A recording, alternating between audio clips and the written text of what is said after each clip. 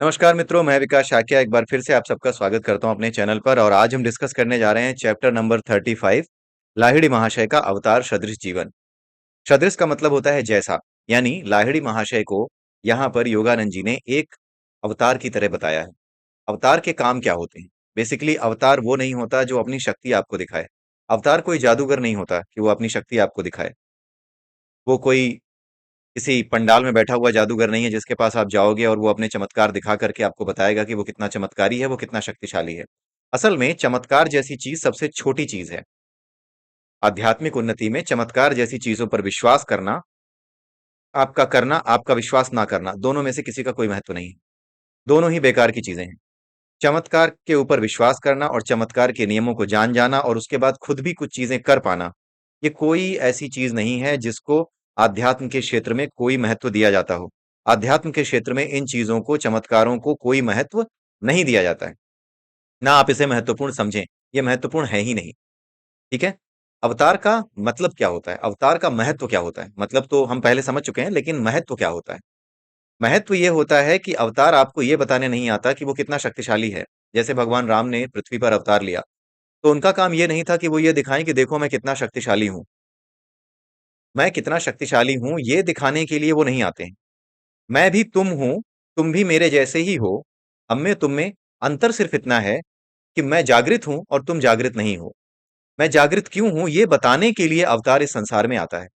अगर तुम जागृत हो जाओगे तो जो शक्तियां मेरे पास हैं, जो कुछ मैं हूं, उस स्तर पर तुम भी होगे। तुम आज भी उस स्तर पर हो, लेकिन क्योंकि तुम अपने आप को ढक चुके हो, किससे? इस संसार की वासनाओं से, अपनी इच्छाओं से अपने आप को ढक चुके हो। इस वजह से तुम अपने आप को उस रूप में नहीं देख पा रहे हो जो मेरा रूप है। जैसा मैं बन पाया हूं वैसे तुम नहीं बन पा रहे हो। मैं वैसा क्यों हूं, मैं वैसा शक्तिशाली क्यों हूं? उस शक्तिशाली स्तर पर अगर तुम्हें आना है तो तुम्हें क्या करना होगा? और जब उस शक्तिशाली स्तर पर आप पहुंचने लगेंगे तो आपको पता चलेगा कि इस शक्ति का उपयोग किसी को डराने या किसी को चमत्कार दिखाने के लिए नहीं है, बल्कि इस शक्ति का केवल एक स्वरूप है, प्रेम, करुणा, सभी के प्रति दया।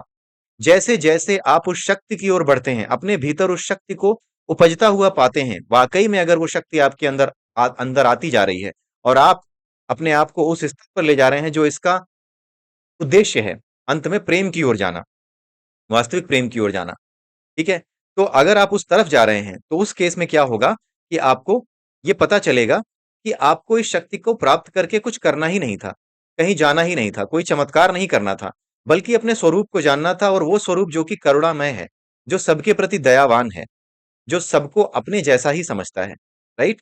तो शक्ति का उपयोग, अगर कोई व्यक्ति ये सोचता है कि शक्ति का अर्थ ये है कि आप शक्तिशाली हो करके लोगों को तंग करना या उनके मसीहा बनना सीख जाओ, मसीहा बनने की जो आदत है या मसीहा बनने की जो इच्छा है, राइट, या चमत्कार करने की जो इच्छा है, दूसरों को अपनी ताकत का भय दिखा करके उन्हें अपने कब्जे में करने की जो इच्छा है, यह अध्यात्म का उद्देश्य कतई नहीं है, बिल्कुल नहीं है। अध्यात्म का ये उद्देश्य नहीं है। मसीहा बनना कोई उद्देश्य नहीं है। आप मसीहा बनते नहीं हो, आप मसीहा हो जाते हो, राइट? अगर आप बनने चले तो आप बर्बाद हो जाओगे। अगर आपको यह महसूस हो गया कि आप मसीहा हो तो आप बर्बाद हो गए। आप जो कर रहे हो वो अगर उस प्रकृति के साथ करते जाओ जो ईश्वरीय प्रकृति है, तो अपने आप आपके भीतर लोगों को मसीहा दिखने लगेगा। आप फिर भी इस बात को बहुत साधारण रूप से लोगे, आपके भीतर अहंकार नहीं आएगा। जैसे 1 मिनट, लाइट चली गई है, मेरा चेहरा यहाँ से गायब हो गया होगा, लेकिन बार-बार लाइट जा रही है क्योंकि यहाँ पर कुछ आंधी-पानी आया हुआ है। इस वजह से लाइट बार-बार जा रही है। तीसरी बार मैं ये वीडियो रिकॉर्ड कर रहा हूँ, बार-बार करने की मेरी हिम्मत बची नहीं है। सो मैं जो है इसको क्या कर रहा हूँ कि लाइट आएगी तो अपने आप मेरा चेहरा दिखने लगेगा। सो इसलिए आप इस वीडियो को ऐसे ही देखते रहिए, राइट? मेरा चेहरा वैसे भी इतना अट्रैक्टिव नहीं है कि कोई देखे। तो जो मेन कंटेंट है, मेरी आवाज़ है, उस पर आप ध्यान दीजिएगा, वो आवाज़ आपको आती रहेगी। ठीक है? तो लाहिड़ी महाशय का जो अवतार सदृश जीवन है उसके बारे में बताने का यही उद्देश्य है कि जैसे भगवान राम इस धरती पर आए थे तो उनका उद्देश्य ये बताना नहीं था कि वो कितने ताकतवर हैं। अगर वो भगवान हैं तो उन्होंने माता सीता का पता खुद क्यों नहीं लगा लिया? ये क्वेश्चंस आते हैं कई बार मूर्खों की तरफ से। तो उनके जीवन का उद्देश्य ये था ही नहीं। उनके और जीवन का उद्देश्य ये बिल्कुल नहीं था कि वो आपको अपनी ताकत दिखाएं। उनके जीवन का उद्देश्य ये था कि वो आपको ये बताएं कि पुरुष से, यानी एक साधारण मनुष्य से, पुरुषोत्तम कैसे बना जाता है। कौन से ऐसे गुण होते हैं जो आपको पुरुष से पुरुषोत्तम बनाते हैं? कौन से ऐसे गुण हैं जो आप यानी कि एक जो जीवात्मा है जिसके भीतर वही आत्मा है जो परमात्मा है, परमात्मा का ही अंश है वो आत्मा, लेकिन वो अपने आप को नहीं पहचानती, तो वो किस तरह से अपने आप को पहचाने? उस पहचानने का रास्ता क्या है? वो रास्ता है भगवान राम का जीवन, उनका अवतार जैसा जीवन। वो खुद अवतार थे। उनका जीवन कि एक साधारण पुरुष से एक पुरुषोत्तम बनना, उसके लक्षण क्या हैं? उसके लक्षण ये हैं कि आप कितनी भी कितनी भी जीवन की जो लालच देने वाली संभावनाएं आपके सामने आए, उन सभी संभावनाओं को दरकिनार करते हुए, अपने लक्ष्य को ध्यान में रखते हुए, अपने टारगेट को, अपने गोल को ध्यान में रखते हुए जब आप आगे बढ़ते हैं, तब क्या होता है? तब आप वास्तव में ईश्वरत्व को प्राप्त होते हैं। तो पुरुष से पुरुषोत्तम होने का मार्ग दिखाना, ये अवतार का काम होता है। अवतार का काम अपनी शक्तियां दिखाना नहीं होता। अवतार का काम ये नहीं होता कि देखो मैं ये दिखा रहा हूं कि मैं भगवान हूं, इसलिए माता सीता को अगर किसी ने चुरा भी लिया है, मेरी पत्नी सीता को किसी ने चुरा भी लिया है, तो देखो मैं यहीं बैठे बैठे तुम्हें बता सकता हूं कि देखो वो लंका में बैठी है। उन्होंने ऐसा कुछ नहीं किया। अगर वो ऐसा करते तो उनके ईश्वर होने का, उनके पैदा होने का, उनके अवतार लेने का उद्देश्य ही समाप्त हो जाता। क्योंकि उनके जीवन का उद्देश्य या ईश्वर के जीवन का उद्देश्य कभी भी ये नहीं होता कि वो अपनी ताकत आपको दिखाएं। उनके जीवन का उद्देश्य सिर्फ यही होता है कि वो ये बताएं कि आप अपने भीतर किस तरह के परिवर्तन करें, क्या आपका जीवन होना चाहिए, कैसा आपका जीवन होना चाहिए, जो आप पुरुष से पुरुषोत्तम की ओर यानी अपने आत्म तत्व की ओर जा सकें। वो सब जानते थे, लेकिन वो अपने लिए नहीं आए थे। वो अपना चमत्कार प्रदर्शन करने के लिए नहीं आए थे। वो ये बताने आए थे कि मैं तुम्हारे लिए आया हूं। तुम्हें क्या करना होगा पुरुष से पुरुषोत्तम का सफर तय करने के लिए, वो बताने के लिए आए थे। तो अवतारों को, उनकी शक्तियों को लोग गलत तरीके से व्याख्यायित करते हैं। और कुछ धर्म ऐसे हैं जो अपने ईश्वर को ये बताते हैं कि वो बड़ा ताकतवर है, वो कुछ भी कर सकता है। असल में उनकी समझ अधूरी है। वो प्रेम करता है तुमसे, पूरी मानव जाति से प्रेम करता है। तुमने उसकी बातों को गलत समझा है, और उसके बाद फिर संसार को तुम गलत रास्ते पर ले जा रहे हो। राइट? तो ये बातें समझ में आने में थोड़ी देर जरूर लगेगी, लेकिन अब समय ज्यादा दूर नहीं है। आज 13 तारीख है। मैं कई बार वीडियो में ये कह चुका हूं कि आने वाले समय में चीजें बिगड़ती जाएंगी। आप भारत में बैठे हैं, आप यूएस में बैठे हैं, कनाडा में बैठे हैं, आप किसी ऐसे संपन्न देश में बैठे हैं जहां अभी परिस्थितियां सामान्य हैं, इसलिए आपको महसूस नहीं हो रहा है। अन्यथा आप विश्व के समाचार सुनिए, वैश्विक समाचार सुनिए, आपको पता लग जाएगा कि जिन देशों में समस्याएं खड़ी हो गई हैं, जैसे इसराइल में अभी 2 दिन पहले ही ईरान ने घोषणा की है कि 24 से 48 घंटे के भीतर जो है कोई भी हमला हो सकता है। ये अमेरिका की एक एजेंसी है सीआईए, उसने इस बात का जो है दावा किया है। सीआईए नहीं, कोई और है। आई एम नॉट श्योर, उसका नाम नहीं याद आ रहा मुझे। तो कोई एक एजेंसी है जो इंटेलिजेंस एजेंसी है, खुफिया एजेंसी है, वो बता रही है कि हमला होगा आपके ऊपर 48 घंटे में। जरा सोचिए वहां रहने वाले लोगों के साथ क्या हो रहा होगा। अनिश्चितताओं के कितने बादल उनके दिमाग में घुमड़ रहे होंगे। ठीक है, और ये लगातार सिचुएशंस बिगड़ती जा रही हैं। ऐसा नहीं है कि कोई सिचुएशन अभी सही है और बाद में बिगड़ रही है, नहीं। लगातार सिचुएशंस बिगड़ती ही जा रही हैं, उसका कोई हल नहीं नजर आ रहा है। ऐसा लग रहा है जैसे कोई इन चीजों को रोक नहीं पाएगा, लेकिन वो सबसे बड़ा है। आप देख लेना, कोई एक आदमी ऐसा होगा, कोई एक व्यक्ति ऐसा होगा, हो सकता है हमारे जानने वालों में से हो सकता है कि कोई अचानक से ही सामने आए, लेकिन कोई एक व्यक्ति जरूर ऐसा होगा जो इन बिगड़ी हुई परिस्थितियों को बहुत कुछ बिगड़ने के बाद भी सीधा खड़ा कर देगा। क्योंकि उसका उद्देश्य भी, वो भी ईश्वरीय आदेश से ही इस संसार में आया होगा। उसका उद्देश्य भी यही होगा कि बिगड़ी हुई परिस्थितियों में जब कुछ भी हल नजर ना आ रहा हो, तब हल केवल उस व्यक्ति के पास होता है जिसकी आध्यात्मिक ऊर्जा जागृत हो। उस व्यक्ति के अंदर नहीं होता जो ये जानता हो कि कितने पैसे स्टॉक मार्केट में लगा करके कितना फायदा कमाया जा सकता है। वो आदमी नहीं बता पाएगा। वो आदमी इस संसार को निकालेगा जो खाली हाथ है, जिसका जीवन तक भिखारियों की तरह चल रहा हो।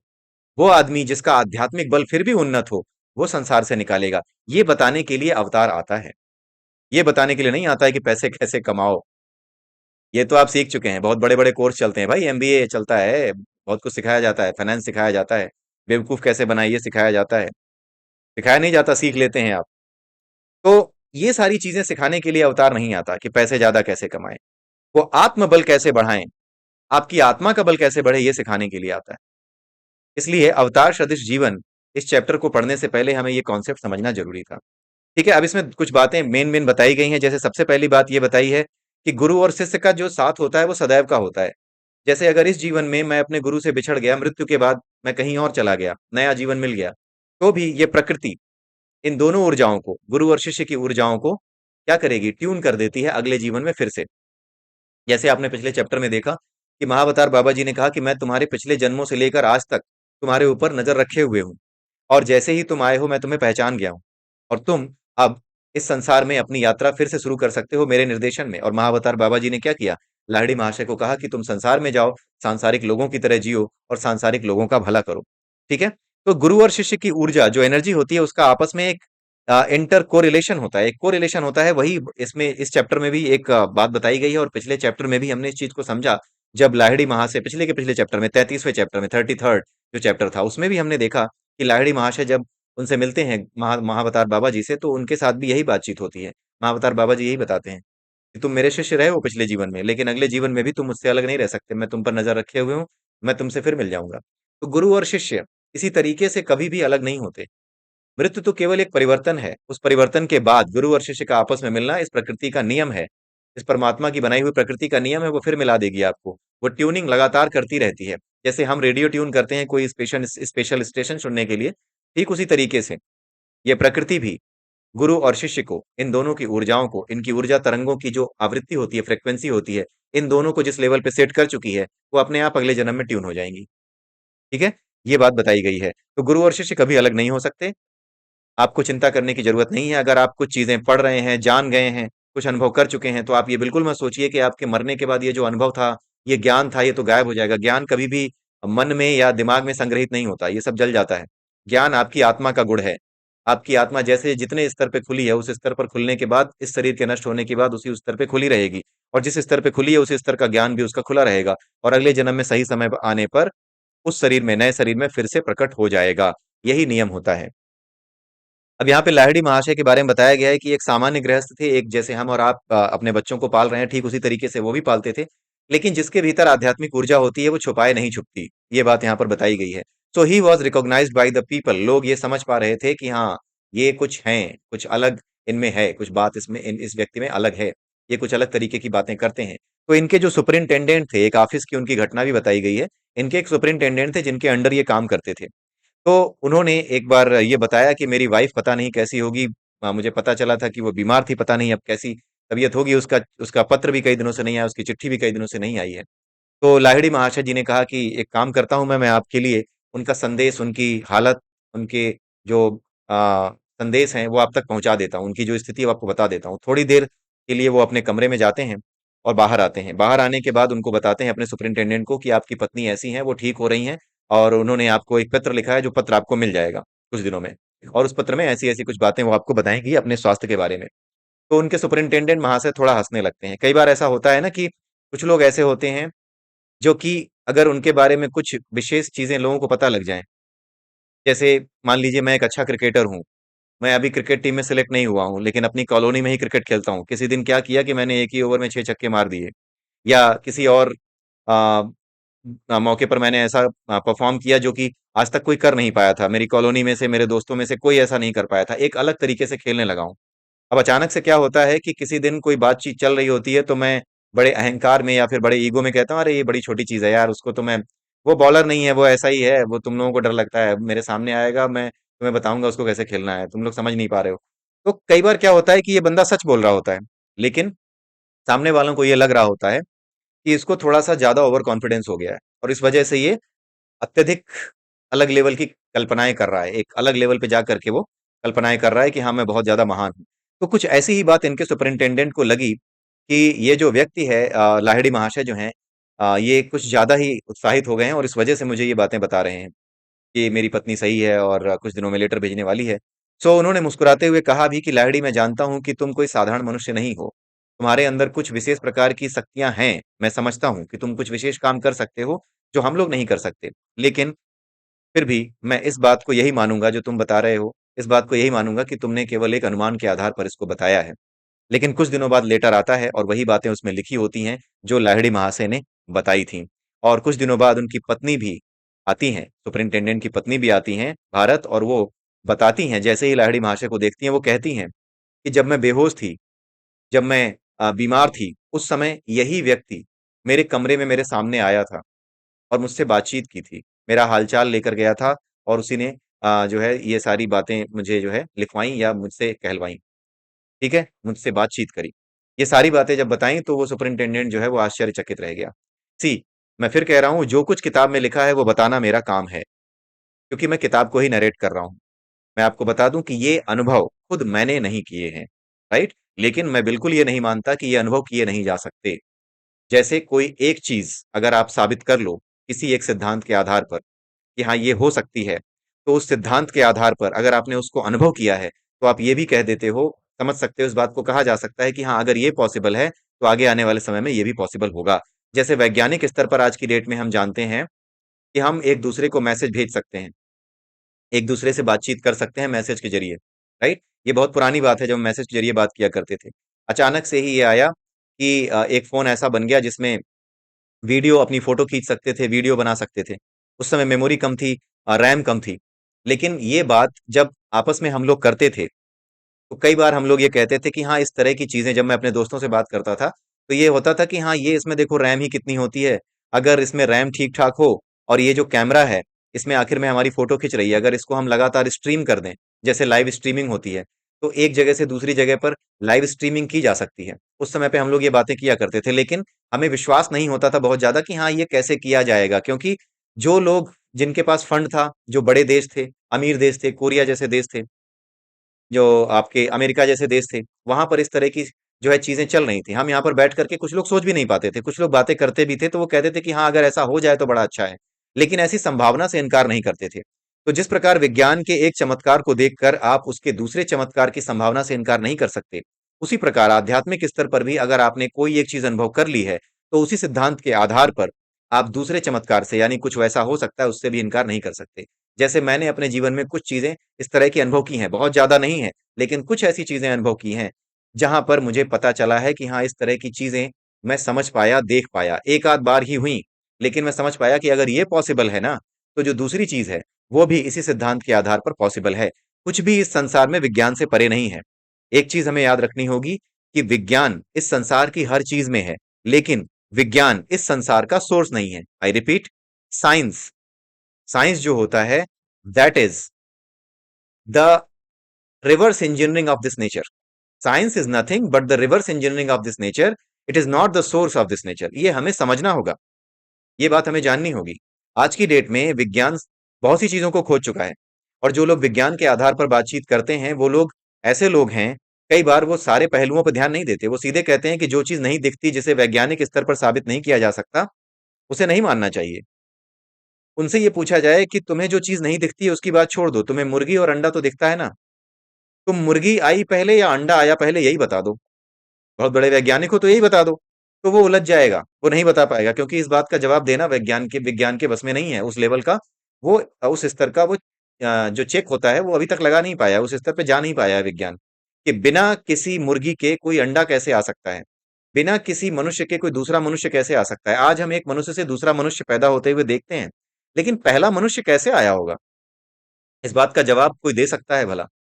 कोई अच्छे तरीके से बता सकता है एक अनुमान के अलावा? वो केवल एक अनुमान लगा सकता है। अनुमान भी कैसे लगाएगा? वैज्ञानिक स्तर पर रिवर्स इंजीनियरिंग करता हुआ जाएगा, क्योंकि ऐसा करने से ऐसा होता है, कार्य कारण सिद्धांत के पीछे चलता हुआ वो वहीं जाएगा कि हाँ, अगर ऐसा होता है और इतने चेंजेस हुए हैं आदमी से, आदिमानवों से मनुष्यों में, तो कुछ ऐसा हुआ होगा, राइट? ये आदिमानव भी पहले जो है पानी में ही रहा करते होंगे, राइट? ये जो चीज़ थे, सारे जीव पहले पानी में ही रहा करते होंगे, धीरे-धीरे कुछ जीव पानी से बाहर आए होंगे। तो अनुमान के आधार पर, जैसा विज्ञान ने आज तक अनुभव किया, उसके अनुभव के आधार पर ही वो बताता है। तो अनुभव के आधार पर अगर आप एक चीज़ को सत्य मानते हैं, जो कि आपने अनुभव की है, तो दूसरी चीज़ जो कि उसी सिद्धांत के आधार पर समझी जा सकती है, आप उससे इनकार नहीं कर पाते। इसीलिए मैं कहता हूँ कि भले ही मैंने इनको अनुभव नहीं किया है, लेकिन कुछ ऐसी चीज़ें हैं, जिनको मैं बिल्कुल ये नहीं कह सकता कि हाँ, ये चीज़ें हो नहीं सकती, राइट? यही कारण है उसका। और इसी वजह से ये लोग भी, योगानंद जी भी और युक्तेश्वर गिरि जी भी या लाहिड़ी महाशय जी जैसे लोगों ने भी इन चीज़ों से इनकार नहीं किया। ठीक है? तो ये सुपरिटेंडेंट की बात हो गई, उसके बाद आती है उनके शिष्यों में कौन-कौन से लोग थे। उनके जो चेले हुआ करते थे, जो शिष्य हुआ करते थे, उसमें सभी जातियों के और सभी धर्मों के लोग हुआ करते थे। हिंदुओं, मुसलमानों, सिखों, ईसाइयों, सभी के लिए उन्होंने मैसेज दिया कि अपनी पूजा से, अपने आराधना से, अपने ध्यान से कभी मत भटको। हर किसी ने ध्यान देने का ही उपदेश दिया है। हर किसी को ध्यान देने की ही बात उन्होंने की, कि हिंदू भी ध्यान में कई बार बैठे। मुसलमान भी जो नमाज़ पढ़ता है, उसमें मुख्य चीज़ वो जो अपने खुदा का ध्यान करता है, वो ध्यान मेन चीज़ है, रेदर देन किसी और चीज़ के। कौन-सी चीज़? वो चीज़ ये है कि केवल पढ़ो नहीं, पढ़ करके किसी चीज को जान लेना है, उसको रट लेना ज्ञान नहीं है। ये गलती हर धर्म का आदमी करता है। पढ़ करके उसको रट लेना, उसको जान लेना और दूसरों के सामने कह देना वहां तो ऐसा लिखा है, उन्होंने ऐसा कहा है, भगवान राम ने ऐसा कहा है, भगवान कृष्ण ने ऐसा कहा है, किताब में ऐसा लिखा है, ग्रंथ में ऐसा लिखा है कि इस दिन ये नहीं खाना है, उस दिन वो नहीं खाना है। इससे कहीं ज्यादा इस बात का महत्व है कि आप उस चीज को अनुभव करो कि आखिर में ऐसा करना क्यों है। जब तक आप उसका अनुभव नहीं करोगे कि आखिर में जो चीजें लिखी हैं वो करना क्यों है, तब तक आप पाखंडी ही हो। आप केवल रट करके पास होने वाले स्टूडेंट जैसे ही हो। जैसे कली हनुवाड़ी में, अगर आपने हमारी कली हनुवाड़ी की सीरीज देखी है तो उसमें एक चैप्टर है इच्छा पूर्ति का रहस्य। इच्छा पूर्ति का क्या रहस्य है, तो उसमें यह बताया गया है कि जो कुछ भी आपके सामने रखा है, जब आप उसे नहीं ग्रहण करते, जैसे आज आपने फास्ट रख लिया, तो आपने अपने भाग्य का जो भोजन था वो आज नहीं किया है। जो आपके भाग्य का था जब आपने वो नहीं किया है, तो ये प्रकृति अपने पास अभी भी कर्ज की तरह, एक डेट की तरह, एक क्रेडिट की तरह उसके पास रखा हुआ है। वो आपको वापस करेगी, समय आने पर वो आपको वापस करेगी ही करेगी, वो सही समय का इंतजार करती है। राइट। वो समय कौन सा होता है, जब कोई इच्छा आप प्रकट करते हो, कोई कर्म आप करना चाहते हो, तब वो उसको प्रकट करती है। जैसे आपने व्रत रखा, आपने खाना अपने हिस्से का नहीं खाया, आपने वो छोड़ दिया, अपने हिस्से का उस दिन छोड़ दिया, लेकिन उसके हिस्से का जो कुछ भी था, खाना तो एक फॉर्म है, भोजन तो एक फॉर्म है। आप उसके बदले, उस भोजन के बदले व्रत जब रखते हो तो किसी संकल्प के साथ रखते हो कि मेरी ये इच्छा पूरी हो। तो जिस इच्छा की पूर्ति के लिए आप संकल्प रखते हो, जो व्रत रखते हो, उस इच्छा की पूर्ति के लिए क्या होता है, जब ये खाना आप छोड़ देते हो तो इस खाने के बदले में अगर वो इच्छा आपकी उतना ही मूल्य रखती है, तो वो इच्छा आपकी एक समय के बाद पूरी होती है। इसीलिए इच्छा शक्ति या इच्छा जो संकल्प जो होता है, उसके बारे में यही कहा गया है कि जो इच्छा शक्ति है, वो क्या करती है, व्रत रखने से उसके पूरा होने की संभावना ज्यादा बढ़ जाती है। इसीलिए व्रत रखने को कहा जाता है, क्योंकि ये प्रकृति आपके सामने जो कुछ आना है वो लाती है, लेकिन आपके पास बुद्धि होने की वजह से, आपके पास ज्ञान होने की वजह से, इस तथ्य का ज्ञान होने की वजह से कि अगर मैं अपने भाग्य की चीजों को वापस कर दूंगा, तो इसके बदले कुछ ना कुछ मुझे वापस मिलेगा, या ये भी कभी ना कभी मुझे वापस मिलेगा। ये कब वापस मिल सकता है, जब मैं कभी संकट में हूं, ऐसी जगह हूं जब युद्ध चल रहा है, जब समस्याएं चल रही हैं, उस समय भोजन की कमी पड़ी है, तब पता नहीं कहां से मेरे लिए भोजन की व्यवस्था संयोग बस आपको लगेगी कि मेरे लिए हो गई, लेकिन असल में ये वही भोजन होगा जो आज आपने छोड़ दिया है। राइट। आज आपने जब एक समय का भोजन छोड़ा तो पता नहीं कितने लोगों का पेट भरा। राइट। तो अगर आपकी इच्छा ये है कि आप जब भोजन छोड़ें तो उससे कई लोगों का पेट भरे, तो क्या होता है, आप इच्छाओं से मुक्त हो जाते हो। आपकी इच्छा, दो तरह की इच्छाएं होती हैं, एक भौतिक संसार की इच्छा होती है, एक आध्यात्मिक संसार की इच्छा होती है। भौतिक संसार की इच्छा ये कहती है कि मैं व्रत रख रहा हूं, व्रत इसलिए रख रहा हूं ताकि मुझे कल को एक अच्छी पत्नी मिले, या मैं 16 सोमवार सोमवार का व्रत रख रही हूं ताकि, अगर लड़की है, ताकि मुझे एक अच्छा पति मिले। तो ये अपने लिए मांगी गई इच्छा है। इसका उद्देश्य क्या है, आत्मसंतुष्टि, या फिर अपने लिए जीवन को अच्छा बनाने की योजना बनाना, अपने लिए एक अच्छा जीवन चाहना, ये उसका उद्देश्य है। ये स्वार्थी लोगों का काम है, ये स्वार्थ है। लेकिन जब कोई व्यक्ति क्या करता है, व्रत रखता है और इच्छा ये करता है कि अगर मैं आज एक समय का खाना नहीं खा रहा हूं, तो मेरे हिस्से का ये जो भोजन है, इसी तरीके से मेरे जैसे जितने लोगों ने भी फास्ट रखा है, उन सब के बदले उन भूखे लोगों को भोजन जरूर मिल जाए, जिनके पास आज की डेट में सामर्थ्य होते हुए भी कुछ कमाने खाने का या अपने पास अपना पेट भरने का कोई साधन नहीं है। तो जो ऐसी इच्छा करता है वो क्या करता है, वो ईश्वर की ली हुई इच्छा को ईश्वर को ही वापस कर देता है। परमात्मा की जो इच्छा थी कि तुम्हें ये मिले, उसे परमात्मा को ही वापस कर देता है। इसी को कहते हैं कर्म योग। इच्छाओं को अपने लिए ना लेकर के, कर्म को अपने लिए ना करके, कर्म के फल को अपने लिए ना रखे, उसे समाज के लिए बांट देना, यही कर्म योग है। ईश्वर को वापस दे देना। ईश्वर का कर्म किया और उसके फल को ईश्वर को ही दे दिया। जैसे कंपनी में जो लैपटॉप आपको मिलता है, जो काम करने को आपको मिलता है, आप काम करते हो, वो जो काम आपने किया है उसके बदले में सैलरी आपको जो मिल जाती है, वो आपके जीवन को चलाने के लिए काफी है, वो आपके जीवन को चलाती है। लेकिन उसका जो फल है, उस सॉफ्टवेयर का, उस प्रोग्राम का जो कुछ भी है, उसका फल किसको मिलता है, आपकी कंपनी को मिलता है। क्यों? क्योंकि जो कुछ आपने बनाया है वो किसके नाम से बिकता है, वो आपके नाम से नहीं बिकता, वो कंपनी के नाम से बिकता है। तो जो लोग कर्म को इस तरीके से निष्काम भाव से करते हैं और सदैव संतुष्ट रहते हैं इस सत्य को जानते हुए कि व्रत क्यों रखे जाते हैं, उपवास क्यों रखे जाते हैं, वो कभी भी उपवास से गलत अर्थ नहीं निकालते, ना ही वो उपवास से अपनी स्वार्थ सिद्धि करते हैं। जैसे भगवान कृष्ण ने भी महाभारत के समय में अर्जुन से कहा कि तुम भी कड़ी तपस्या करो। उस तपस्या में अर्जुन ने व्रत रखा। क्यों रखा? ताकि वो भगवान शिव से, भगवान इंद्र से तरह तरह के अस्त्र पा सके। उन अस्त्रों को पाकर के उसे क्या करना था? दुनिया का सबसे शक्तिशाली इंसान बनना था? नहीं। उन अस्त्रों को पाने का एकमात्र उद्देश्य यह था कि आने वाले समय में जब दुष्टों के साथ लड़ाई होगी, जब ऐसे लोगों के साथ लड़ाई होगी जो अधर्मी है, जो अधर्मी लोग हैं, जब उनके साथ लड़ाई होगी तो उनको विनाश करने में, उनका विनाश करने में इन अस्त्रों का इस्तेमाल किया जाएगा। यानी तपस्या तो की, लेकिन उसका फल किसके लिए जा रहा है? समाज के लिए, विश्व की शांति के लिए जा रहा है। इसलिए कोई भी ऐसी तपस्या, कोई भी ऐसा व्रत जिसका लक्ष्य आप नहीं है, ये संसार है, इस संसार का सुख है, इस संसार की संपन्नता है, वो ना तो आपको कभी पाप से ग्रसित करेगा, ना ही कोई किसी तरह का पुण्य आपसे जुड़ेगा। पाप से भी परे हो जाओगे, पुण्य से भी परे हो जाओगे। न तो पाप कमाना है, न पुण्य कमाना है। यही स्थिति मोक्ष की स्थिति कही जाती है, जो पाप और पुण्य दोनों से परे है। ठीक है? ये रहस्य एक ऐसा रहस्य है जो कली हनुवाणी के माध्यम से और भी ज्यादा स्पष्ट होता है। और इस किताब के माध्यम से इतना अच्छा संयोग बनता है कि हम लोग उन चीजों को जान पा रहे हैं जो इस संसार में शायद हमारे युग में, इस युग में, कलयुग द्वापर, जो एज पर युक्तेश्वर गिरी जी, ये एक द्वापर युग चल रहा है। इस युग में जिस समय में हम पैदा हुए हैं, हमारे पेरेंट्स से बात कर लें, हमारे पेरेंट्स के पेरेंट्स से बात कर लें, जितने भी हमारे अभी तक पुरखे जिंदा हैं उनसे अगर हम पता कर लें, तो ये बात पता चलेगी कि इन बातों को कभी समझने का, या इन बातों को करने का, इन बातों को डिस्कस करने का अवसर, मौका कभी नहीं मिला है। कभी इन चीजों के बारे में हमें ठीक से पता नहीं चला। लेकिन अब, जबकि ये समय ट्रांजिशन का है, आप देख रहे हैं चारों तरफ युद्ध के बादल मंडरा रहे हैं। ये युद्ध इसलिए नहीं हो रहा है कि संसार का विनाश होना है या हमारा भला बुरा होना है। ये संसार का भला और बुरा, इन दोनों से परे होकर के सोचिए। इस संसार की गतिविधि को नियंत्रित करने के लिए यहां पर जो चीजें बढ़ गई हैं, जो गलत है वो बढ़ गई हैं, जो कुछ सही है वो कम हो गया है, वो चुप बैठा है। तो जो सही है, वो जो चुप बैठा है, उसे भी अब आगे आना है, और जो गलत है, जो कि ज्यादा उछल रहा है, उसे अब दबना है। दोनों का बैलेंस होना है। इसलिए जो कुछ हो रहा है उससे घबराइए नहीं, वो प्रकृति का नियम है। यही होना था। और इसी वजह से आज से नहीं, अगर 2019 और 20 के भी मेरे पोस्ट कोई देखे फेसबुक पर, कहीं पर भी, वहां से ही लगातार मैं चेतावनी के रूप में ये बातें लिखता जा रहा हूं। लिखता क्या जा रहा हूं? मैं नहीं लिख रहा हूं, ये मत समझिए कि हाँ मैं कुछ जानता हूं, मेरे बस का कुछ नहीं है। मैं तो इतना छोटा इंसान हूं कि थोड़ी सी परेशानी आ जाती है, किसी दिन ज्यादा ज्यादा काम आ जाता है, तो मुझे चिंता होने लगती है। तो ये मेरा कुछ काम नहीं है। ये एक ऐसी चीज होती है जब आप समर्पित होते हो ईश्वर के प्रति, जब आप समर्पित होते हो। मैं ये बिल्कुल पूरी तरह से मानता हूं कि ईश्वर ही सब कुछ करता है। हमारे हाथ पर उसने सिर्फ इसलिए दिए हैं कि जो काम वो हमें दे। वो जो काम मुझे ऑफिस में मिल रहा है, वो ऑफिस का काम नहीं है, वो प्रकृति ने मुझे दिया है, वो परमात्मा ने मुझे दिया है। क्यों? क्योंकि एक विशेष परिस्थिति में पैदा हुआ हूं। उन विशेष परिस्थितियों में पैदा होने के कारण ही मैंने एक विशेष पढ़ाई की, एक विशेष स्तर पे आया, एक नौकरी पाई, और उसके बाद अब जो काम करने को मुझे मिल रहा है, उसका कारण सिर्फ यही है कि मैंने एक विशेष समय में जन्म लिया, एक विशेष घर में जन्म लिया। मैं अंबानी के घर में जन्म लेता तो हो सकता है कि बिना मेहनत के ही, मैं उनका बेटा होने की वजह से बिना मेहनत के ही अपनी कंपनी का मालिक होता, सीईओ तक की मीटिंग ले रहा होता 25 साल की उम्र में, राइट? जो मुझसे कहीं ज्यादा विद्वान होता। तो इन चीजों में फर्क समझना पड़ेगा हमें, कि जो जीवन हमें मिला है, जो ईश्वर ने हमें दिया है, वो क्यों दिया है।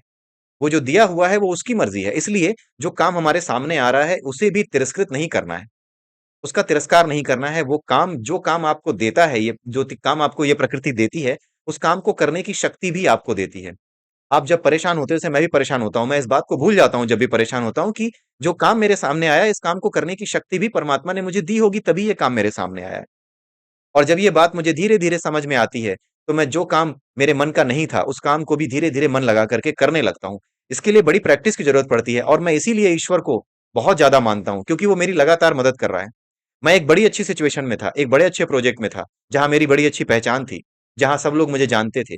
एक अच्छी एक एक अच्छे इंटेलिजेंट जो बंदा होता है, उसके रूप में लोग मुझे जानने लगे थे। ऑल ऑफ अ सडन जीवन ऐसा पलटा खाता है कि सब कुछ मेरे लिए नया हो जाता है। मैं अचानक से 15 साल के एक्सपीरियंस के बंदे से अचानक से 2-3 साल का फ्रेशर बन जाता हूँ, 1-2 साल का फ्रेशर बन जाता हूँ। मेरी स्थिति किसी फ्रेशर से बेहतर नहीं रह जाती। तो ये चीजें जब हमारे जीवन में होती हैं, तो ये निश्चित रूप से ईश्वर के सिखाने का तरीका है। अब जाकर के जब मैं ये चीजें समझ पाया हूं कि जो भी है वो मेरे बस में नहीं है। अगर मेरे वश में कुछ है तो वो मेरी मेहनत से बदल सकता है। ठीक है, वो मेहनत मैं कर भी रहा हूं, लेकिन शायद उसे कुछ और सिखाना है, इसलिए मेरी परिस्थितियां नहीं बदलती। जब मेरी परिस्थितियों के बदलने का समय आता है तो कोविड आ जाता है, राइट? जब मेरी परिस्थितियों के बदलने का समय आता है तो परिस्थितियां इतनी बिगड़ जाती हैं कि दुनिया आपस में लड़ने लगती है। किसी भी तरह से कंपनी को छोड़ना रिस्क लगने लगता है, राइट? तो उन स्थितियों में बने रहना, और उन स्थितियों में बने रह करके इस रहस्य को जानना कि जो कर्म आते हैं हमारे सामने, वो हमारे वश में नहीं है। इसीलिए उन कर्मों की हमें पूरी इज्जत करनी चाहिए। जो भी काम हमारे सामने आते हैं, उनका पूरा रिस्पेक्ट करना चाहिए और उसको पूरे मन से करना चाहिए। ये बार-बार अपने आप को समझाना पड़ता है। अभी भी ऐसा नहीं है कि मैं ये बातें तुरंत ही एक्सेप्ट कर लेता हूँ। कई बार ऐसा काम आता है जहाँ पर मुझे ऐसा लगता है कि यार ये क्या आ गया? ये मेरे सामने क्यों आ गया? मैं तो इसके लिए थोड़ी मैंने इंजीनियरिंग करी थी। लेकिन थोड़ी देर में जब ये बातें जो मैं आपसे करता रहता हूँ, वापस मेरे दिमाग में खुद आती हैं। जब मैं अपना गुरु खुद बनता हूँ, तब मुझे समझ में आता है कि भाई ठंड रखो, यही नियम है।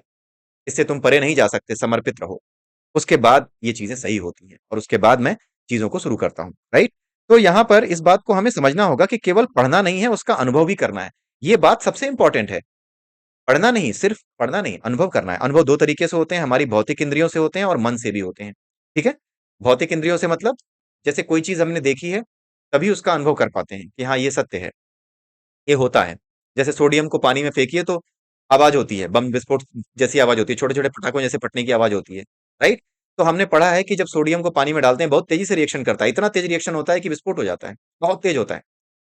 तो ये देखने के लिए हम सोडियम को पानी में डाल करके देखते हैं कि हाँ वाकई में ऐसा होता है कि नहीं। जब हम देख लेते हैं कि हाँ यार ऐसा होता है, तो फिर इस वैज्ञानिक सिद्धांत को जिसमें ये कहा गया है कि ये रिएक्शन बड़ा तेजी से करता है, ये हमें प्रूफ हो जाता है और हम जान जाते हैं, हमारे अनुभव में आ जाता है। तो भौतिक स्तर पर भी हम अनुभव करते हैं और मन के स्तर पर भी, जो हमारा मेंटल लेवल है उस स्तर पर भी हम अनुभव करते हैं। तो मेंटल लेवल पे जब हम अनुभव करते हैं तो वो अनुभव कैसा होता है? वो अनुभव ऐसा होता है जैसे गूंगे का गुड़ खाने का अनुभव। वो खा करके मीठा मीठा अनुभव कर सकता है। कोई पूछेगा तो सिर हिलाने के अलावा कुछ नहीं कर सकता। कोई पूछे कितना मीठा है, तो बस बस आनंद आ रहा है, बता नहीं पाएगा शब्दों में, क्योंकि वो गूंगा है, राइट? उसका वो बोल नहीं सकता, राइट? सो जो मन से अनुभव होता है वो गूंगे का अनुभव होता है। जो मन ही मन रस ले सकता है उन चीजों का, जो मन ही मन उस अनुभव को जान सकता है। ठीक है? और युक्तेश्वर जी ने यहाँ पर मजाक-मजाक में ये भी कहा, जैसे कि योगानंद जी जो हैं, योगानंद जी को कहानी सुना रहे हैं युक्तेश्वर जी, लाहिड़ी महाशय की, तो योगा युक्तेश्वर जी ने उनसे कहा कि कोई भी शिष्य लाहिड़ी महाशय का ऐसा नहीं था जो उनकी डाँट से डर करके भाग जाता हो या भागने की कोशिश करता हो। वो ऐसा इसलिए बता रहे थे क्योंकि योगानंद जी अक्सर उनकी डाँट से यानी युक्तेश्वर जी की डाँट से नाराज़ हो जाते थे और इधर-उधर चले जाते थे। कभी हिमालय में जा रहे हैं, कभी कहीं जा रहे हैं, कभी किधर निकल जा रहे हैं, तो कभी आश्रम में आना बंद कर दिया। इस तरह की चीज़ें वो करते थे। तो ये बातें जब वो सुनते हैं योगानंद जी, तो वो थोड़ा हँस पड़ते हैं, मुस्कुरा देते हैं कि हाँ, ये मेरी बात ही कर रहे हैं, मुझे ही बता रहे हैं कि गुरु की डाँट एक अच्छी चीज़ है। उसके अलावा एक अनुभव के महत्व पर एक बात और यहाँ पर लिखी हुई है, जहाँ पे उन्होंने एक शिष्य के बारे में बताया है। वो शिष्य क्या था? वो शिष्य ऐसा ही था जो कि उसको एक दीक्षा दे दी थी। 3 लेवल की दीक्षा देते थे, ठीक है? तो उसमें जो पहले लेवल की दीक्षा थी, उस लेवल की दीक्षा को उसको समझा दिया गया था, दे दिया गया था। बता दिया गया था उस दीक्षा को, कुछ मंत्र बताए जाते हैं और कुछ अभ्यास बताए जाते हैं, वो सब बता दिया गया था, वो उनका अभ्यास करता था। लेकिन उसका उद्देश्य क्या था कि ये अभ्यास करके अगले लेवल पे जाना है। तो उसने वो अभ्यास किस तरह से किया? उसने वो अभ्यास इस तरीके से किया जैसे कोई पैरासिटामोल की गोली खा के ये सोचे कि बुखार तो उतर जाएगा, ठीक है? वो अध्यात्म को पैरासिटामोल की गोली समझते हैं कि हम खाएँगे और बुखार उतर जाएगा। लेकिन अध्यात्म पैरासिटामोल की गोली नहीं है। वो अनुभव के स्तर पर आपके भीतर उतरना चाहिए। तो ये जो शिष्य था, ये अनुभव के स्तर पर चीज़ों को नहीं जान पाया, लेकिन फिर भी जो है लाहिड़ी महाशय से कहता है कि मैं पहले लेवल को पार कर चुका हूँ, बहुत दिन हो चुके हैं। अब तो आपको मुझे जो है दूसरे लेवल का नॉलेज दे देना चाहिए। तो लाहिड़ी जी समझ जाते हैं कि ये केवल पढ़ के बैठा है, ये समझने वाले, अनुभव वाले लेवल पे नहीं है। तो अचानक से एक पोस्टमैन, जो कि उनका ही शिष्य था लाहिड़ी महाशय का, वो वहाँ पे आता है और उस पोस्टमैन से वो पूछते हैं कि ज़रा बताओ तो इनको कि तुम्हें कैसा अनुभव हो रहा है? तुम्हें भी पहले लेवल के बारे में बताया गया है, इसे भी पहले लेवल के बारे में बताया गया है। तो वो आदमी ये कहता है कि मैं चिट्ठी बाँटने का काम करता हूँ और उस चिट्ठी बाँटने के काम में मुझे इतनी दिक्कत होती है।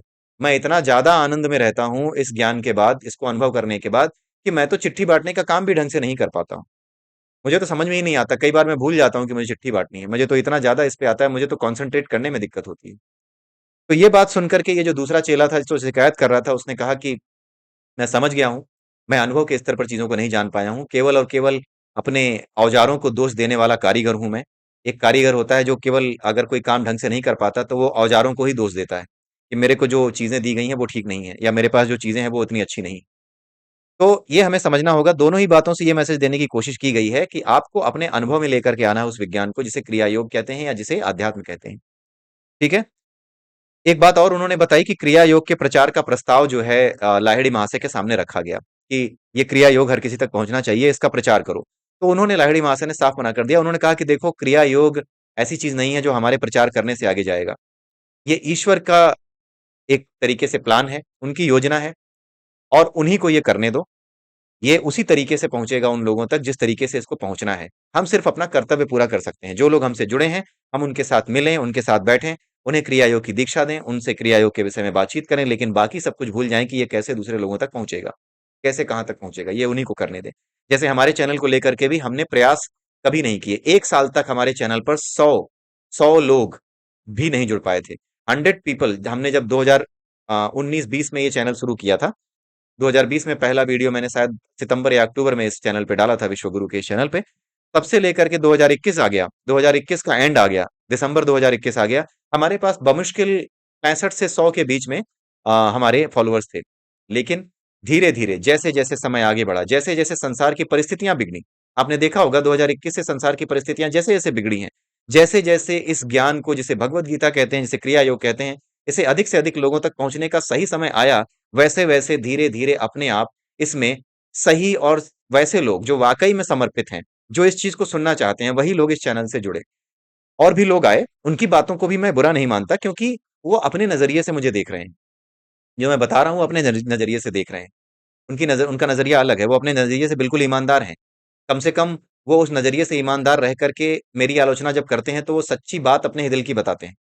वो सच्चे हृदय से वो बात कहते हैं जो उनके मन में वो बता रहे होते हैं। कभी एक आया था मुझे, कभी आशीर्वाद देने आया था, कभी कोई आया जिसने ये बताया कि भगवत गीता तो तुम पढ़ा लोगे, लेकिन अष्टावक्र गीता पे तो हाथ भी नहीं रखने देंगे तुम्हें, वो तुम्हारे बस की नहीं है। तो ऐसे लोग भी ज्ञान देने के लिए आए, आते रहे। लेकिन हमारा काम क्या था? हमारा काम था, सीधा सा उद्देश्य था कि जो अनुभव मेरे पास आ रहे हैं, जो अनुभव मेरे दोस्तों के पास आ रहे हैं, उन सभी अनुभवों को कंसोलिडेट करके केवल और केवल आपस में अपने अनुभवों को बांटने के लिए चैनल हमने खोला था, और उसी पर्पज से ये चैनल चल रहा है। कभी भी ना तो मैं ज्ञानी होने का दावा करता हूं, ना हमारे चैनल का कोई व्यक्ति जो हमसे जुड़ा है वो ज्ञानी होने का दावा करे, क्योंकि ज्ञानी होने का दावा करते ही आपके अंदर अहंकार भर जाएगा।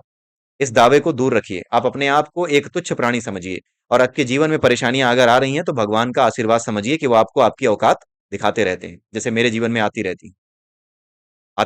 लगातार कभी कोई स्थिति बिगड़ जाती है, कभी कोई स्थिति बिगड़ जाती है, तो इन स्थितियों के बिगड़ने से मुझे पता लगता रहता है कि मेरे हाथ में कुछ नहीं है। ये परिस्थितियां जो मेरे हाथ में नहीं है, वो कौन संचालित कर रहा है, वो किसकी मर्जी से आ रही है। बिना किसी नियम के कोई काम नहीं होता। तो कोई ना कोई कृपा जरूर है, तभी ये परेशानियां, तभी ये संकट हमारे सामने आते हैं। इसलिए उन संकटों को नमस्कार कीजिए, वो ईश्वर का आशीर्वाद है। ठीक है। तो ये चीज बताई उन्होंने। उसके अलावा उनके बारे में ये भी इस बुक में लिखा हुआ है कि कई बार वो एक अलग तरीके से बिहेव करते थे। जैसे बिहेव करने का मतलब दूसरों को डांटना वाटना नहीं, मतलब जैसे कभी ध्यान में बैठे हैं तो ऐसा लगता था कि उनकी सांस ही नहीं चल रही है, उनके दिल की धड़कन महसूस नहीं होती थी। तो इन बातों से कई बार उनके शिष्य डर जाते थे, लेकिन ये बताने की कोशिश इसलिए की गई है ताकि ये समझ सकें कि जो लोग क्रिया योग में होते हैं या फिर योग साधना करते हैं, उनके भीतर ये लक्षण प्रकट होने लगते हैं। ये बताने की बात की गई है। उसके अलावा एक बड़ी इंपॉर्टेंट बात जिसके बारे में हम अक्सर बात करते हैं, यहाँ पर उस चीज को व्यासकूट कहा गया है।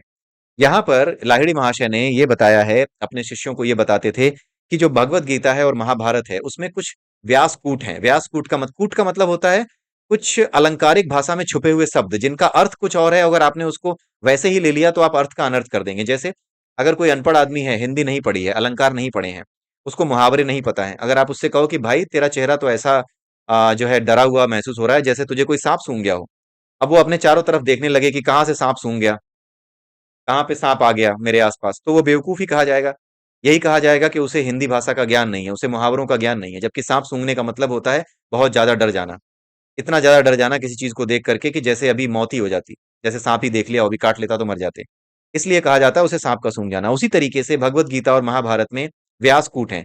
व्यासकूट यानी कि बहुत सी जो है कोडेड लैंग्वेज में, कूट का मतलब होता है कोड, इंग्लिश में कहते हैं कोड, हिंदी में कहते हैं कूट। तो कूट लैंग्वेज में यानी कोड लैंग्वेज में बहुत सी बातें लिखी गई हैं महाभारत और भगवत गीता में, जिसकी वजह से इस भाषा को अलंकारिक भाषा कहते हैं, अलंकार कहते हैं। इस अलंकारिक भाषा को समझे बिना वेदों का विज्ञान सही से समझ में नहीं आएगा। वेदों में जो बातें समझाई गई हैं, जो विज्ञान दिया हुआ है, उसे आप समझ नहीं पाएंगे। आपको लगेगा कि यार ये क्या है, ये मंत्र लिखने से सूर्य खुश हो जाएगा, ये मंत्र लिखने से वो खुश हो जाएगा, क्या मतलब है इसका, ये बातें आप करते रहोगे। लेकिन उसके पीछे, उन मंत्रों के पीछे क्या बात है, वो आप नहीं समझ पाओगे। ये सारी चीजें व्यासकूट को न समझने की वजह से क्या होती हैं कि प्रकृति के साथ आदमी अधिक से अधिक छेड़छाड़ करता है। क्यों? क्योंकि जो लोग इन मंत्रों में प्रकृति को कंट्रोल में करने का नियम देखते हैं कि प्रकृति को कंट्रोल में किया जा सकता है, वो क्या करते हैं? प्रकृति से छेड़छाड़ करना शुरू करते हैं। जो नास्तिक हैं वो तो कहते हैं कि बस जीवन तो जीने के लिए है, आराम से इस जीवन के परे कुछ नहीं है तो जो है वो इसी जीवन में कर डालो, तो प्रकृति के साथ छेड़छाड़ करते हैं। और कुछ लोग ऐसे होते हैं जो आस्तिक हैं फिर भी प्रकृति के साथ छेड़छाड़ करके अपने लिए अधिक से अधिक फायदा कमाना चाहते हैं। वो ये नहीं सोचते कि जिस प्रकृति के साथ हम छेड़छाड़ कर रहे हैं उसे प्रकृति से जिन चीजों को हमने लिया है उस प्रकृति को उन चीजों को वैसे ही वापस किया जाए। जैसे अगर हम पानी इस्तेमाल कर रहे हैं तो इस बात का ध्यान रखना होगा कि जितना पानी हमने इस्तेमाल किया है वो पानी दोबारा से इस नेचर में रिसाइकिल हो रहा है या नहीं, या फिर रिसाइकिल हो रहा है तो कहीं ऐसा तो नहीं है कि रिसाइकिल होने से पहले उस पानी को गंदा करके हम दे रहे हैं। जैसे मैंने कोई फैक्ट्री खोली और फैक्ट्री खोलने के बाद मैंने क्या किया कि इस बात की चिंता की ही नहीं कि जो फैक्ट्री से गंदा ना पानी निकल रहा है, नाले में जा रहा है, नदियों में जा रहा है, वो नदियों को बर्बाद कर रहा है। क्या उन नदियों को बर्बाद होने से रोकने के लिए मैंने कुछ किया जो मैं कर रहा हूं? नहीं किया, तो मैं प्रकृति से छेड़छाड़ कर रहा हूं केवल अपने फायदे के लिए। और अगर मैं ऐसा कर रहा हूं कि मैं ये ध्यान रखूं कि मेरी फैक्ट्री से निकलने वाला गंदा पानी साफ पानी होकर के ट्रीटमेंट होकर के ही जाए नदियों में, तो क्या कर रहा हूं मैं? तब मैं यज्ञ कर रहा हूं। यज्ञ का मतलब यही होता है, सस्टेनेबल डेवलपमेंट। भगवत गीता में जो यज्ञ के बारे में लिखा गया है, लोग सोच सोच के परेशान हो जाते हैं कि कर्म योग के चैप्टर में यज्ञ का क्या काम है। यज्ञ कर्म योग के चैप्टर में इसीलिए बताया गया है क्योंकि कर्म योग का चैप्टर यही बताता है कि काम कैसे किया जाए, सो दैट आप प्रकृति को बिना नुकसान पहुंचाए अपने लिए जीवन जीने भर लेकर के सब कुछ प्रकृति को वापस कर दें, सब कुछ संसार को वापस कर दें। कैसे ये किया जाए यही समझाने के लिए कर्मयोग लिखा गया है, कर्मयोग का चैप्टर बताया गया है। और उसमें जो यज्ञ की बात की गई है उसका कुछ और मतलब नहीं है, उसका एक ही उद्देश्य है, एक ही मतलब है, सस्टेनेबल डेवलपमेंट। ये बात जो नहीं जानते वो क्या करते हैं, अधिक से अधिक स्वार्थ पूर्ति और नुकसान नुकसान करते हैं। लेकिन जो लोग इस बात को जानते हैं, केवल भगवत गीता पढ़कर नहीं बैठे, यज्ञ का नाम सुनकर के नहीं बैठे, उसके मतलब को जानते हैं, वो कभी ऐसा काम नहीं करते जो इस प्रकृति को नुकसान पहुंचा सके, इस धरती को नुकसान पहुंचा सके, इस आसमान को, इसमें रहने वाली वायु को नुकसान पहुंचा सके, या आने वाली पीढ़ियों का इंतजाम भी वो करते हैं, उसका भी ध्यान रखते हैं। ये स्थितप्रज्ञ लोग होते हैं। इसके बारे में बताया गया है, स्थितप्रज्ञ लोगों के बारे में चैप्टर 2 में बताया गया है भगवत गीता में। ठीक है, तो आई होप कि आप ये समझ पा रहे होंगे। उसके अलावा और भी एक बात बताई गई है कि सनातन विज्ञान की जो अनश्वरता है वो सदैव से सिद्ध है। उन्होंने ये बताया है, इस बात की ओर इशारा किया है कि अगर सनातन धर्म की सारी किताबों को कोई जला दे, जैसे एक आया था पागल, वो नालंदा विश्वविद्यालय जला करके चला गया था। उसकी कहानी मैं किसी और दिन भी एक डिटेल में पढ़ाऊंगा कि किस वजह से उसने ये जलाया था, किस वजह से उसने ये काम किया था। फिर से लाइट चली गई है। तो जिस वजह से उसने ये काम किया था वो चीजें जो है हमें ये बताती हैं कि उसने सारी किताबें जला दी थी, और किताबें जलाने के बाद कुछ ऐसा उसने सोचा या कुछ ऐसा उसकी समझ थी कि उसे ये लग रहा था कि अगर ये किताबें जला दी जाएंगी तो ये सारा ज्ञान नष्ट हो जाएगा। हुआ क्या? किताबें जल तो गई, ज्ञान नष्ट हो गया क्या? आज की डेट में योगानंद जी के माध्यम से, आज की डेट में भगवत गीता हमारे पास वापस दोबारा आ गई। आज की डेट में जो चीजें उस लाइब्रेरी में जल गई होंगी, जो रहस्य उस लाइब्रेरी में जल गए होंगे, ये इन किताबों के माध्यम से वापस हमारे सामने आ रहे हैं। और वापस चाहे तो बड़ी बड़ी मोटी मोटी किताबें इन पे लिखी जा सकती हैं और वापस उतनी बड़ी लाइब्रेरी खड़ी की जा सकती है। तो कोई भी दुष्ट, कोई भी आतंकी, कोई भी ऐसा व्यक्ति जो संसार का नाश करना चाहता है, सनातन धर्म का विनाश करना चाहता है, वो कभी सफल नहीं होगा। इस बात को हमें ध्यान रखना होगा और इस बात को लेकर के आप पूर्ण आश्वस्त रहिए। ईश्वर के संदेश को आप पूरी तरह से समझिए, भगवान कृष्ण के संदेश को आप पूरी तरह समझिए, जो मेरे माध्यम से या दूसरे लोगों के माध्यम से भी, लाहिड़ी महाशय के माध्यम से भी आप तक यही पहुंचा रहा है, बात को, इसी बात को पहुंचा रहा है कि सनातन कभी नष्ट नहीं हो सकता। आप इस बात को लेकर के निश्चिंत हो जाइए। जैसे भगवान कृष्ण ने अर्जुन से कहा कि तुम चिंता मत करो अर्जुन, जीत तुम्हारी ही होगी। ये जो तुम्हारे सामने लोग खड़े हैं इन्हें मैं तुम्हारे हाथों पहले ही मरवा चुका हूं, यहां तो बस एग्जीक्यूशन होना है तुम्हारे हाथों। ये तो मैं पहले ही मार चुका हूं, एग्जीक्यूशन होना है तुम्हारे हाथों बस। ठीक है, ठीक उसी तरीके से मुझे, आपको, हम सबको ये ईश्वर का एक तरीके से आ, ये कह सकते हैं आश्वासन है कि तुम चिंता मत करो कि तुम्हारे विज्ञान का, या तुम जो बातें जिस बात की चिंता कर रहे हो कि सनातन धर्म वापस कैसे उठेगा, उसकी बारे में चिंता करना छोड़ दो। तुम केवल अपना कर्तव्य करो, तुम केवल ये वीडियो बनाओ, तुम केवल इन वीडियोस को, इन बातों को एक दूसरे को समझाने की कोशिश करो, एक दूसरे से बातचीत करो, एक दूसरे तक इनको शेयर करो, जो आपके जैसे लोग हैं उन तक पहुंचाओ, अपने आप को मजबूत करो। बाकी ये चीज तो पहले से तय है कि सनातन ऊपर उठेगा और इसे नष्ट करने वाले समय आने पर, आने वाले समय में अपने आप नष्ट हो जाएंगे। ठीक है, उनका विनाश निश्चित है, लेकिन सनातन का विनाश कभी नहीं होगा क्योंकि ये अनश्वर है। इस बारे में इन्होंने बता दिया है इसमें, और यही बात हमें समझ लेनी चाहिए, ताकि हम इस बात की चिंता छोड़ दें कि मेरा पति या मेरी पत्नी या जो भी हो, मेरे दोस्त या मेरे भाई, ये लोग उन बातों को क्यों नहीं समझते, मेरे दोस्त उन बातों को क्यों नहीं समझते, जो बातें हम लोग करते हैं, वो इसकी गंभीरता को क्यों नहीं समझते, वो आध्यात्मिकता को क्यों नहीं समझते। वो नहीं समझेंगे, कोई बात नहीं, ना समझें, आप केवल अपना काम कीजिए, क्योंकि अंत में सत्य सनातन की जीत होनी ही है।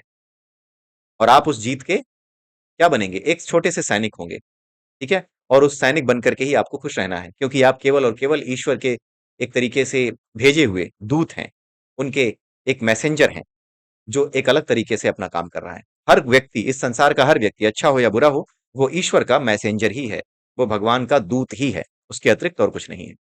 ठीक है?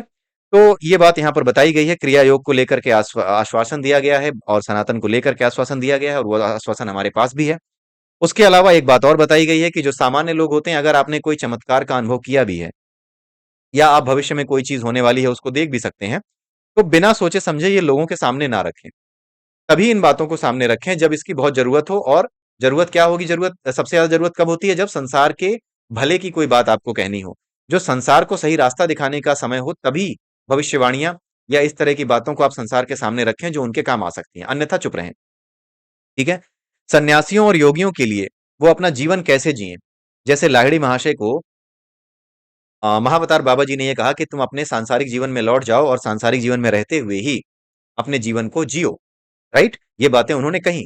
और साथ में ये बात यहां पर समझाई गई है कि आज का जो समाज है वो इस तरह का नहीं है कि वो हर रोज साधुओं और सन्यासियों को भोजन करा सके। हर रोज अगर हमारे दरवाजे पर एक सन्यासी आए और अगर हमने रोज उसको जो है भिक्षा देना शुरू कर दिया, राइट, रोज जो है कोई चावल मांगने आता है, कोई कुछ मांगने आता है, अगर इस तरह से करना शुरू कर दिया, तो आज खुद ही बहुत से लोग कर्ज से दबे हैं। कुछ ऐसा माहौल है कि लोगों के पास हैंड टू माउथ होने के अलावा कोई रास्ता नहीं है, पैसे इतने नहीं है। तो ऐसी स्थिति में वो साधुओं और सन्यासियों का पेट बहुत ज्यादा हर रोज नहीं भर सकता। उसके ऊपर पहले से ही दबाव है, समाज के हर व्यक्ति पर पहले से ही दबाव है। कहीं पर कुछ ऐसे लोग जो है सत्ता में आ गए हैं। भारत में तो बहुत अच्छी चीज है कि अभी आप जो है इतने बुरे समय में भी अच्छे से जी रहे हैं। लेकिन बहुत से ऐसे देश हैं जहां पर खाने तक के लाले पड़े हैं। उनके घर में फुकनी नहीं है, रोटी नहीं बना सकते, लेकिन वो भारत को जीतने का सपना देखते हैं। भारत को नष्ट कर देने का, यहाँ की संपत्ति को लूट लेने का सपना देखते हैं। उनको ये भ्रम है कि उनको एक दिन ये सब मिलेगा। वो यही भ्रम में, जैसे दुर्योधन को भ्रम था ना कि एक दिन मैं राजा बनूंगा, उसी भ्रम में वो अपनी टांग तुड़वा के, अपनी जंघा तुड़वा के पड़ा होता है। ऐसे ही ये लोग अपनी जांघें तुड़वा करके इस रणभूमि में पड़े होंगे। ये निश्चित है, आने वाला समय यही करने वाला है। ये जो आप देख रहे हैं ना, इजराइल और ये सब, ये कुछ और नहीं हो रहा है, ये तैयारी हो रही है इसी महाविनाश की। ये होके रहेगा, इसको आप रोक नहीं पाएंगे, कोई नहीं रोक पाएगा।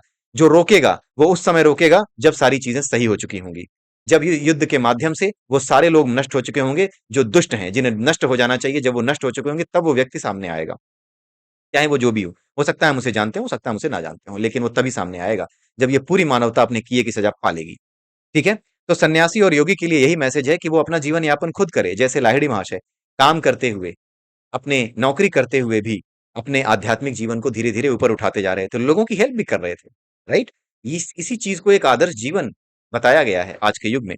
भगवान कृष्ण ने भी अर्जुन से बोला, जब अर्जुन ने बोला कि माधव, आप ये कह रहे हैं कि कर्म से श्रेष्ठ है ज्ञान, जब ज्ञान कर्म से श्रेष्ठ है तो मैं ये भयानक कर्म अपने ही लोगों को मारने का क्यों करूं? क्यों ना मैं ज्ञानी बन के, सन्यासी बन के पर्वतों में चला जाऊं? तो यही बात भगवान कृष्ण ने ही बोली कि जरूरी नहीं है कि सन्यासी वही हो जो कि जंगलों में और पहाड़ों में जो है योग करने बैठता है। सन्यासी वो है जिसका मन सन्यासी हो, जिसका तन सन्यासी हो, लेकिन मन में अभी भी चिंताएं हो, सांसारिकता हो, वो व्यक्ति सन्यासी नहीं है। इसलिए सन्यासी तुम कहीं भी रह सकते हो, सन्यासी होकर के व्यवहार करना कहीं भी पॉसिबल है। तुम संसार में रहते हुए सन्यासी हो सकते हो, तुम एक टीचर होते हुए सन्यासी हो सकते हो, तुम एक कसाई होते हुए भी सन्यासी हो सकते हो। जैसे महाभारत में एक कहानी है, पूरी कहानी व्याध गीता के नाम से मशहूर है। उसमें एक कसाई होता है। वो कसाई क्या करता है, अपने आप को अपने कर्म से अलग रखता है। उससे पूछा जाता है कि तुम्हें इतना ज्ञान कैसे है? वो कहता है कि मुझे इतना ज्ञान क्यों है मुझे नहीं पता, ये ईश्वर का ज्ञान है। लेकिन मुझे इतना पता है कि अगर मैं अपने आप को अपने कर्म से, जैसे मैं कसाई हूं, मेरा काम है मांस काटना और बेचना, लेकिन कभी भी मैंने इस मांस काटने के काम को, इस काम से जुड़ी हुई भावनाओं को, या इस काम से जुड़ी हुई क्रूरता को अपने जीवन में नहीं उतारा। मैं सिर्फ मांस काटते समय भले ही क्रूरता करता दिखता हूं, लेकिन कभी भी अपने आप को उस भाव से नहीं जोड़ा।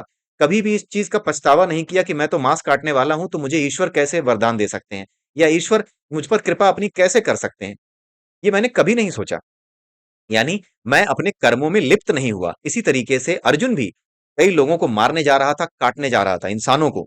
लेकिन भगवान कृष्ण उससे यही कह रहे थे कि इस कर्म में लिप्त मत हो, ये केवल और केवल तुम्हारा करने वाला कर्म है, इसलिए तुम्हें करना पड़ रहा है। प्रवृत्ति है तुम्हारी एक क्षत्रिय की, इसलिए तुम्हें करना पड़ रहा है, लेकिन इस काम से किसी भावना को मत जोड़ो। ठीक है? ठीक वैसे ही जैसे एक जल्लाद होता है, वो किसी को फांसी देता है, तो फांसी दे करके ये नहीं कहता हाय राम मुझे कितना बुरा काम करना पड़ता है, भले ही बुरा आदमी था तो क्या हुआ, किसी की जान मैं भी तो ले रहा हूँ। ये नहीं सोचता जल्लाद। ये उसका काम है, अपने आप को उन भावनाओं से अलग रखता है कि इसको लटका रहा हूँ, उसको लटका रहा हूँ। जो सच्चा जल्लाद होगा, जो कर्मयोगी जल्लाद होगा, वो लटकाने के बाद घर जाकर के नॉर्मल रूप से वैसे ही खाए पिएगा जैसे वो मतलब कोई अपना डेली का काम करके आया हो। जैसे मैं अपने ऑफिस का काम करके घर आकर निश्चिंत होकर के खाना खाता हूँ, वैसे ही अपने काम को, उसके स्वभाव को, उस कर्म से उत्पन्न होने वाले प्रभाव को, जैसे मैं अगर मांस काट रहा हूँ तो उस मांस काटने के प्रति मुझे जिस जानवर को काट रहा हूँ उसके लिए जो क्रूरता करनी पड़ती है, उस क्रूरता के भाव को अपने अंदर उतरने नहीं दे रहा हूँ। मैं सिर्फ ये मान रहा हूँ कि ये तो मेरा काम है इसलिए मुझे करना पड़ रहा है। मैं इसका अभ्यास कर रहा हूँ लगातार कि ये जो क्रूरता है, ये जो मारने की जो है काटने की और मांस को अलग करने की जो क्रूरता है, ये मैं अपने जीवन में नहीं उतरने दे रहा। इससे अलिप्त हूँ। तो जो अपने कर्मों से अलिप्त रहता है, केवल और केवल अपने स्वभाव की वजह से उसको कोई कर्म करना पड़ता है। जैसे अर्जुन क्षत्रिय था, इसलिए उसे ये कर्म करना पड़ रहा था कि उसे उन लोगों को मारना पड़ेगा, जो किसी द्रौपदी का या किसी स्त्री का वस्त्र हरण कर सकते हैं। ये उसका धर्म था, ये क्षत्रिय का धर्म होता है। उसी तरीके से एक कसाई का धर्म है। तो व्याध गीता में यही बताया गया है कि मैं कसाई हूँ इसलिए मुझे ये करना पड़ता है। लेकिन इसका मतलब ये नहीं है कि मैं इससे जुड़ी भावनाओं को अपने जीवन में उतार चुका हूँ। नहीं, मैं इससे बिल्कुल अपने आप को दूर रखता हूँ। क्योंकि मेरा जन्म एक कसाई के परिवार में हुआ। ये समाज की व्यवस्था ऐसी है कि कसाई को वो कोई और मौका नहीं दे रही। तो मैं क्या करूँ? खाने-पीने के लिए मुझे यही करना पड़ता है, लेकिन मैं इससे अपने आप को जोड़ता नहीं। ठीक है? तो ये चीज़ हमें समझनी होगी कि हमें अपना जीवन यापन करने के लिए, सन्यासी होने के लिए किसी गुफा में, किसी जंगल में बैठने की ज़रूरत नहीं है। अपने मन को सन्यासी बनाना है, अपने मन को कर्मों के फल से अलिप्त रखना है। कर्मों के फल क्या होते हैं? उनसे जुड़ी भावनाएँ ही कर्मों के फल होते हैं। कर्मों का फल कभी भी गाड़ी, बंगला, मोटर नहीं होता। ये मैं पहले भी एक बार डिस्कस कर चुका हूँ। कर्मों का फल कभी भी गाड़ी, बंगला, मोटर नहीं होता। कर्मों का फल होता है कर्मों की जुड़ी हुई भावनाएँ अपना लेना। उससे संतुष्ट होना, उससे दुखी होना, ये जो संतुष्टि या असंतुष्टि के भाव आते हैं, यही कर्म के फल होते हैं। अगर संतुष्टि का भाव आता है, तो भी ये आपको डुबाता है। असंतुष्टि का भाव आता है, तो भी आपको डुबाता है, क्योंकि दोनों ही भाव आपको कर्मों में लिप्त करने लगते हैं, लपेटने लगते हैं। आई होप आपको ये चैप्टर समझ में आया होगा। वीडियो थोड़ी लंबी हो गई है, 2 बार लाइट भी चली गई। आई होप कि आपको ये चैप्टर अच्छा लगेगा। लंबा है, लेकिन ये वीडियो ज़रूर सुनें। क्योंकि इन वीडियोज़ में वो बातें अलग-अलग किताबों से निकल कर के सामने आती हैं, जो कि साधारणतया हमारे समाज में डिस्कस नहीं की जाती। इसलिए इन बातों को अपने जैसे लोगों तक पहुँचाएँ भी और मुझे भी बताएँ। अगर आपके पास अपना अनुभव है, ऐसा नहीं मैं फिर कह दूँ कि मैं कोई गुरु नहीं हूँ। जो मैंने अनुभव किया है, जो मेरे मुँह से निकलता है, वो आपको कह देता हूँ। मैं बहुत ही साधारण इंसान हूँ और मैं उसी तरीके से सुबह 9 से शाम के 6 की नौकरी करता हूँ, जैसे आप करते हैं। मैं भी उसी तरीके से परेशान होता हूँ, वैसे ही अपने ऑफ़िस में बैठ कर के लोगों से बहस करता हूँ, जिरह करता हूँ और एस्केलेशंस करता हूँ, एस्केलेशंस आती हैं मेरे लिए भी, सब कुछ होता है, ठीक उसी तरीके से। लेकिन उससे जुड़े हुए भावों से अपने आप को निर्लिप्त रखने का लगातार अभ्यास करता हूँ। अगर गुस्सा आ भी जाता है तो फिर ये याद दिलाता हूँ खुद को कि भाई ये अभ्यास अभी करना बाकी है। अभी हम में से कोई सिद्ध नहीं हुआ है। जो सिद्ध हो जाता है उसका ये स्वभाव बन जाता है। जो सिद्ध आदमी होता है उसका ये स्वभाव होता है कि उसे फ़र्क नहीं पड़ता। लेकिन जो सिद्ध नहीं हुआ है, वो अभ्यास कर रहा होता है। वो आगे बढ़ने की कोशिश कर रहा होता है, वो सिद्ध नहीं है, वो आगे बढ़ रहा है। वो योग के मार्ग पर है, वो योगी नहीं है। तो हम में से कोई योगी नहीं है। हो सकता है आप में से कोई हो सकता है कि इस स्थिति को प्राप्त कर चुका हो, लेकिन हम में से कोई अभी मैं तो एटलीस्ट नहीं हूँ योगी, ठीक है? क्योंकि मुझे बार-बार अपने आप को याद दिलाना पड़ता है। ये ईश्वर की कृपा है कि याद दिलाने लायक चीज़ें हमारे पास आई हैं। तो बार-बार मुझे याद दिलाना पड़ता है कि विकास ये नहीं, ये बताया गया है। ये चीज़ें कही गई हैं और ये अनुभव है तुम्हारा। कभी-कभी तुमने इन चीज़ों को अनुभव किया है और जाना है कि ऐसे ही करना होता है। तो वापस जब अपने आप को रिमाइंड कराता हूँ, तो वापस मैं वो उस स्थिति में आ जाता हूँ। ठीक है? तो इसी तरीके से आप भी अपने आप को रिमाइंड कराते रहिए कि आप इस प्रकृति से अलग हैं। इस प्रकृति में कोई कर्म ऐसा नहीं है जिससे आपको जोड़ने की आपको ज़रूरत है। उसके फलों से जोड़ने की आपको कोई ज़रूरत नहीं है। हर कर्म जो आपके सामने आ रहा है, वो ईश्वर का दिया हुआ कर्म है ताकि आप अपने कर्मों की गठरी को खोल करके सारे कर्म धीरे-धीरे समर्पित करते जाएँ इसी परमात्मा को, इसी प्रकृति को। ठीक है? तो इसी के साथ ये वीडियो यहीं समाप्त होता है, काफ़ी लंबा हो चुका है। अगले वीडियो में फिर मिलते हैं, तब तक के लिए have a nice day, bye-bye, जय सिया राम, जय श्री कृष्णा, जय श्री राधे।